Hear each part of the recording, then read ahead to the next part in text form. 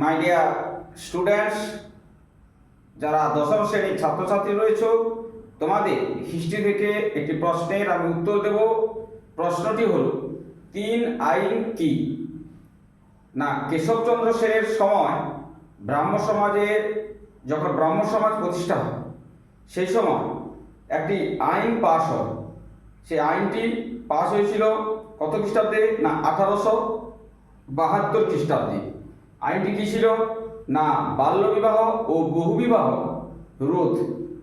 এই আইনটিকে কি বলা হয়? 3 আইন। বাল্যবিবাহ ও বহুবিবাহ রোধ হয়েছিল 1872 খ্রিস্টাব্দে। কার উদ্যোগে? না, কেশবচন্দ্র সেন, যখন ব্রাহ্ম সমাজ চলছে, ব্রাহ্ম সমাজের প্রতিষ্ঠা হয়েছে সেই সময়, ব্রাহ্ম সমাজের উদ্যোগে। নিশ্চয়ই তোমরা বুঝতে পারলে যে 3 আইন কি। পরীক্ষা পড়লে সুন্দরভাবে লিখে আসবে। আর যদি বুঝতে না পারো তাহলে তোমরা কি করবে? কমেন্ট করবে।